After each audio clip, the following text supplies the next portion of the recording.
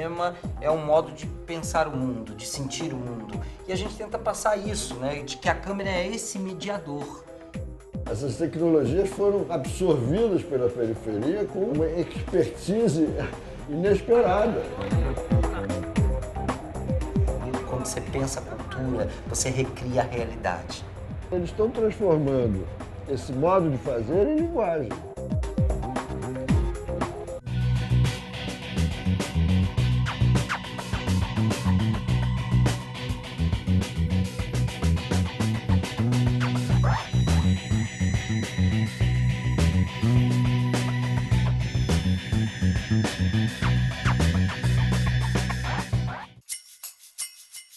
Quando menino, Faustine brincava descalço nas ruas da periferia. Os pés estavam no chão, mas a cabeça nas nuvens. O menino cresceu, fez teatro, cinema, escreveu livro e tornou-se um empreendedor cultural, uma voz da periferia carioca. Em sua ousadia, fundou a Escola Livre de Cinema em Nova Iguaçu, um espaço para outros meninos com cabeça nas nuvens sonharem e realizarem como ele tem realizado. E desde moleque eu circulei muito pelas casas das minhas tias. Então eu cresci indo pro Jacarezinho, na casa da minha avó, Lote 15, na Baixada, Cidade de Deus, sabe, circulando muito. Eu sou da intrusão social, não da inclusão, né? E aí, assim, eu fui tentando de tudo. Não tinha ninguém na família que fazia arte. Fazer arte naquele momento na família era uma coisa que a família dizia, mas isso não é pra gente. Era uma coisa muito distante. E comecei a ver que a representação do pobre no país não era uma representação que eu, digamos assim, concordava. Que sempre o pobre era visto como um cara colocado ou na sobrevivência ou na carência. E eu sabia que ali, apesar daquela luta pela sobrevivência, tinha coisas subjetivas que a gente vivia. E sempre isso mexeu muito comigo. Qual o nome? Gabriele. E o que você mais gosta em casa ou na casa? O que eu mais gosto em casa é geladeira. E aí eu comecei a ver que era importante criar um tipo de arte que interferisse no território e produzisse uma outra imagem da periferia. Então a gente pega as coisas que a gente viveu, as coisas que a gente cresceu vivendo e a gente mistura com uma operação artística. É uma colisão afetiva entre linguagens. E aí a gente veio para Nova Iguaçu, onde eu já tinha alunos, e criamos a Escola Livre de Cinema. Mas é importante dizer que a gente não criou essa escola, vamos criar essa escola, já com aparato. Eu passei 3 meses dentro das escolas públicas de Nova Iguaçu, dando aula eu sozinho. Eu fui o primeiro a vir, porque já tinha um trabalho aqui, com as crianças. E a partir daí a gente alugou uma salinha pequenininha, o trabalho foi crescendo, crescendo, e um dia eu olhei esse prédio e disse, cara, vai ser aqui. Vai ser aqui porque a gente precisa criar um ambiente. Vamos ter coragem de criar um prédio que seja uma escola de referência em audiovisual e educação no país. A vida aqui nessa cidade ainda é muito rudimentar, apesar dos computadores instalados em cada esquina, em cada bar. A Escola Livre de Cinema é mais um passo do projeto Reperiferia. O projeto Reperiferia surgiu para rediscutir, redimensionar e recriar a relação das pessoas na periferia a partir de práticas culturais. É um projeto que cria escolas de artes e tecnologia na periferia, para dar possibilidade de quem está na periferia não ter acesso à cultura só de forma contemplativa, mas que ele tenha efetivamente meios de produção cultural na periferia. Até agora o pobre foi representado, está na hora dele se apresentar. E essa escola é um ambiente para isso, de convivência, misturando pessoas. Aqui nessa escola dá aula doutores formados na universidade. Para vir para essa escola tem que ter projeto, tem que ter visão de mundo, né? A gente trabalha muito com a ideia de aprender a organizar uma ideia de um filme. Tem uma coisa que se fala muito na metodologia daqui, que se chama combinatórios. Combinar coisas que não se combinam. Funk com cordel, câmara cascudo com casca de banana para fazer o personagem. Isso tudo é para fazer com que o moleque perceba que o território dele, que o que está em torno dele é uma potência. Não é só carência.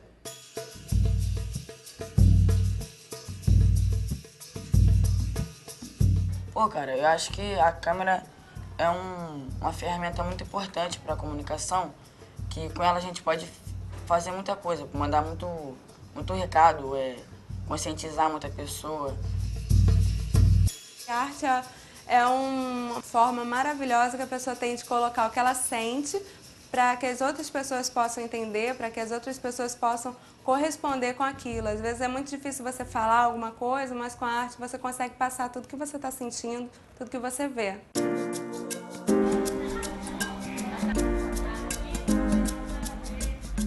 A periferia brasileira, a favela carioca, por excelência, sempre produziu uma cultura muito forte, muito poderosa, na música, na arquitetura, na literatura, de certo modo. E agora começou a produzir também no audiovisual. E aí é fácil explicar isso, porque são novas tecnologias que deram a essas comunidades acesso à produção audiovisual. A gente acredita que esse nosso projeto pode interferir na vida. Produzir objetos artísticos, um livro, uma peça, um filme, não só para produzir discurso, mas para produzir um objeto que crie uma nova maneira sensível de olhar aquele lugar e que dê força para a gente compreendê-lo e interferir nele, né?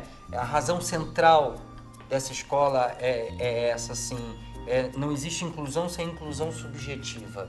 O Brasil só vai radicalizar a democracia quando todos tiverem direito de construir as suas imagens. O popular é a maior invenção do Brasil, da cultura brasileira. E o pobre já foi o homem agrário, do campo, que a sua subjetividade se confunde com a terra em vidas secas. O pobre já foi o marginal que está à margem, já foi o homem puro que vem para a cidade, né? Já foi representado de diversas maneiras o pobre, mas sempre muito de fora para dentro.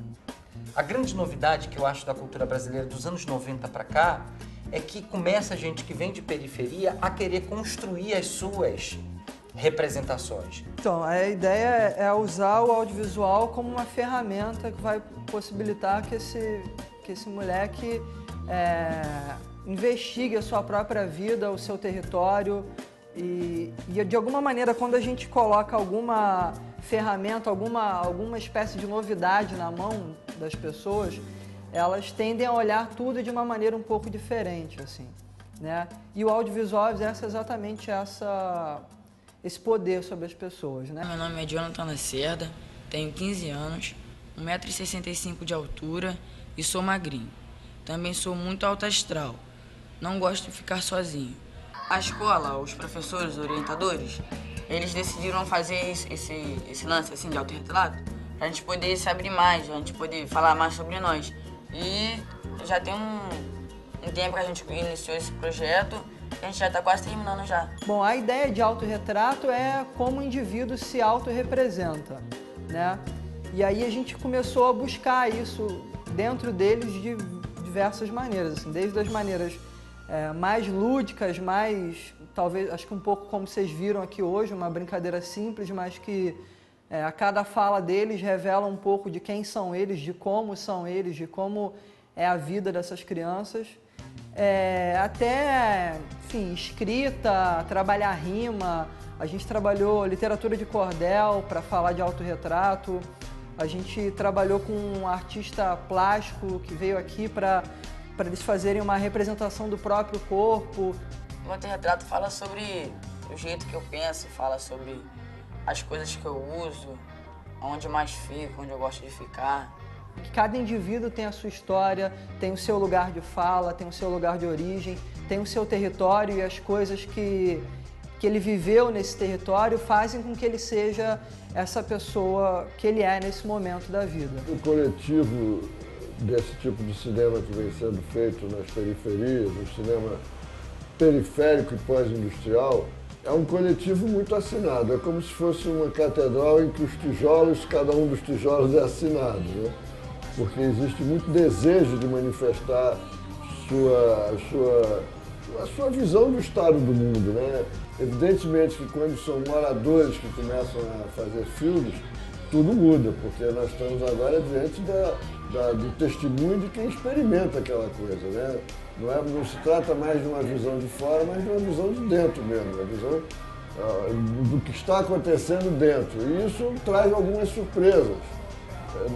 do ponto de vista estético, do ponto de vista ético, do ponto de vista político, entendeu? E a periferia está crescendo bastante nesse quesito. A imagem que a periferia tinha no passado de uma coisa feia, suja, sem muita opção de você trabalho, pelo contrário, aqui tem uma história a ser trabalhada a longo prazo e talentos cada vez mais interessantes estão surgindo aí no mercado.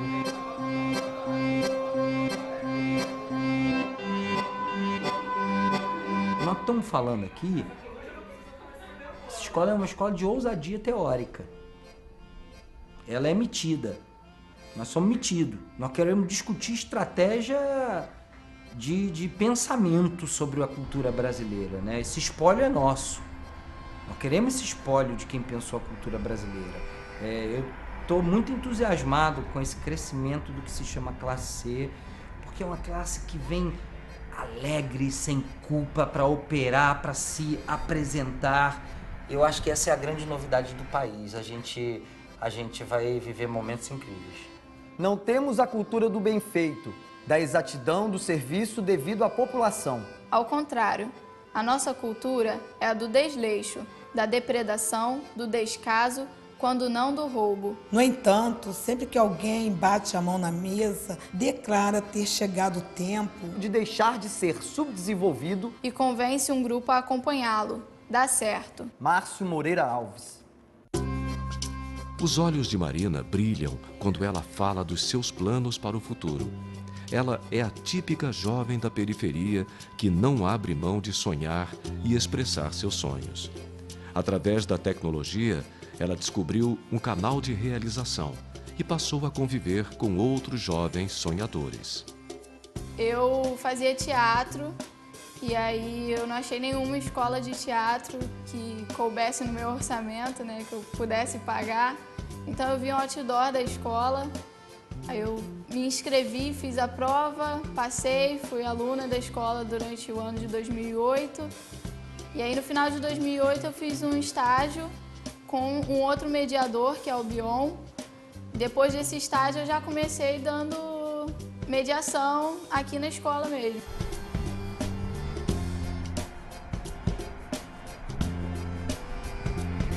Quando eu entrei na escola eu nem pensava que eu ia entrar aqui e aprender a pensar alguma coisa e depois passar para alguém isso. Eu entrei na escola para entender o que é cinema, mas acabei meio que pensando além disso, pensando no social, pensando no que eu quero falar, no que eu sei sobre o mundo. E aí passar isso para a criança é muito importante para mim. Estar com eles durante esses 2 anos me fez crescer muito, porque eu aprendo com eles, o que eu aprendi na escola eu tento passar e me faz ter um lugar no mundo. Eu sinto que eu tenho um lugar, eu faço alguma coisa.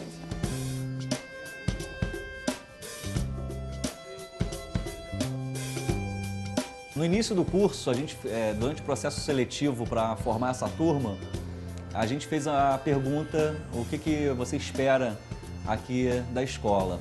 A resposta predominante foi que esperava ter técnica, ser instruído de técnica. Mas eu fico pensando até que ponto essa busca deles não é uma busca muito marcada por uma subjetividade que faz parte a que as classes populares são submetidas. As classes populares, geralmente, elas têm, é dado para elas uma educação funcional, né? Tudo tem que ter uma função. Então, eu acho que eles vêm muito ainda imbuídos dessa mentalidade. E a gente faz um trabalho aqui de desconstruir um pouco essa ideia junto a eles. Aqui nessa escola, a gente aprende a perguntar para as pessoas como e não o que, né? Então, como é que você construiu isso? Como é que você pensou isso? Como é que isso? Então, essa é uma das primeiras aulas com as crianças com a câmera na mão. Foi daí dessa aula que saiu o porquê que tem tanta pastelaria de chinês em Nova Iguaçu. Como é que isso aconteceu? Como é que foi? Uma criança de 9 anos fazendo esse tipo de filme. Então, o encorajamento é para mostrar que o cinema é um sistema que você pode dominar. que é elipse, né, que é imagem e som em movimento. Quer dizer, é não revelar isso como um fetiche, é mostrar que é um sistema que você pode organizar esse sistema. Por que vocês saíram de lá pra vir pra cá? Por quê? Eu acho que isso é uma oportunidade, ainda mais pra nós que não temos uma condição boa e é também um estímulo, né, pra gente poder pensar melhor, não entrar numa vida de crime, essas coisas assim. E arte pela arte, pra mim, é poder criar sobre qualquer assunto, sobre qualquer coisa. Poder escrever sobre, como no nosso primeiro dia, a gente tinha que escrever um texto sobre memórias de tomar um iogurte, em 5 linhas. E foi estranho, né? Tomar um iogurte pode ser um texto, tomar um iogurte pode ser literatura, e pode. A gente pode escrever sobre qualquer coisa. E isso também é válido, isso também é literatura. Eu penso que a câmera é um lápis, a ideia do Bresson. De que você pode escrever redações com uma câmera. Redações sobre o bairro, redações sobre o seu dia. Um outro exercício que se faz muito aqui na escola é filmar o mesmo local todo dia às 5 da tarde. E aí observar aquele lugar, todo dia às 5 da tarde, o que mudou. E a partir da câmera, você escrever um texto sobre isso. Quer dizer, eu estou usando agora o movimento inverso, usando o cinema para estimular a escrita.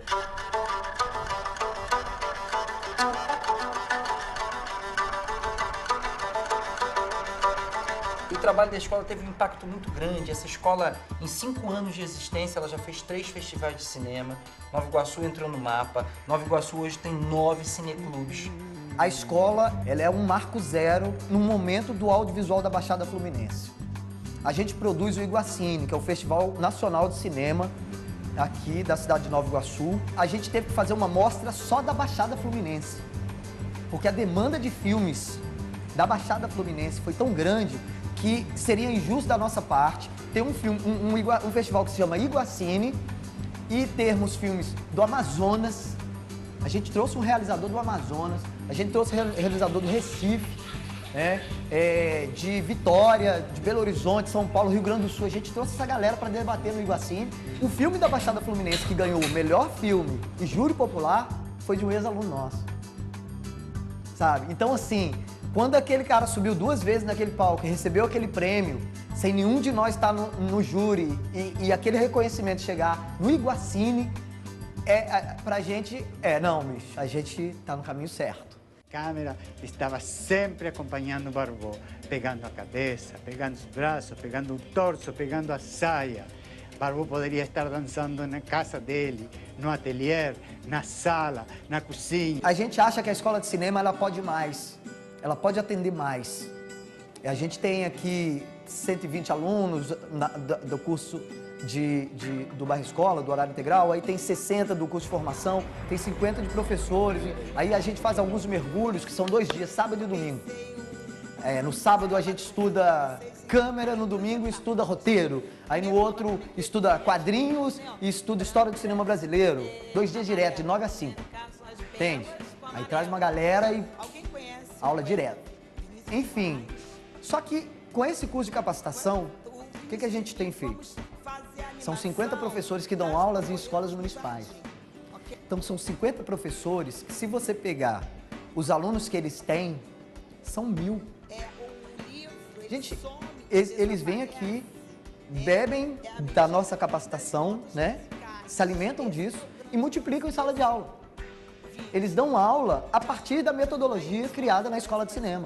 A partir do audiovisual, a partir de dinâmicas corporais, sensoriais, dinâmicas relacionadas ao território, a um outro olhar sobre o território que ele vive, né? Agora que eu estou reconhecendo a importância de trazer esse novo olhar, porque hoje em dia se fala muito em disciplina escolar.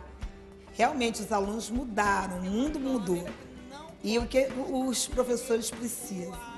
Eles precisam se adequar a esse novo tempo, porque o nosso aluno ele não quer mais cuspe e giz. Você tem que chegar na aula com coisas diferentes, coisas do dia a dia.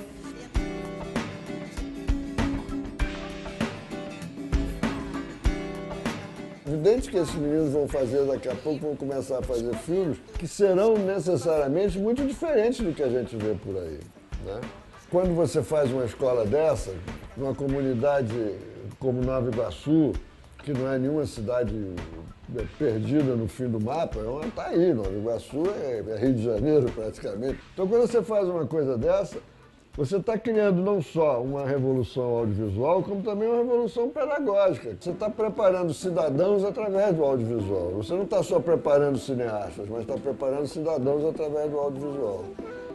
Eu acho que a grande, digamos, uma das grandes vantagens é que o Marcos Faustini tem consciência disso, ele sabe disso, entendeu? Como todo mundo que está ali na escola sabe disso.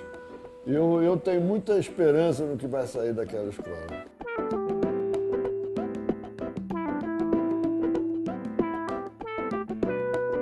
Marcos, ó, isso aqui é para você. Você, em parte, também é autor desse filme, porque você é um dos grandes pensadores dessa ideia da cultura periférica e, sobretudo, um guru desses meninos todos que fazem audiovisual na periferia.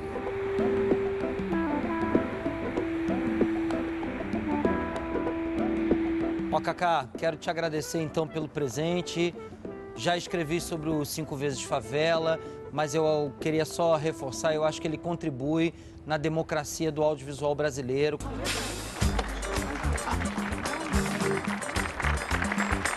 Esse 5 vezes Favela, agora por nós mesmos, já é uma outra coisa, é a criação de uma imagem muito particular do que pode ser um filme passado na favela. O meu papel aí foi criar as melhores condições possíveis para que eles fizessem aquilo que eles queriam fazer. Então, o que está ali é realmente o ponto de vista de 7 cineastas moradores de periferias cariocas. E atrás desses 7, os 250 que fizeram as oficinas com eles.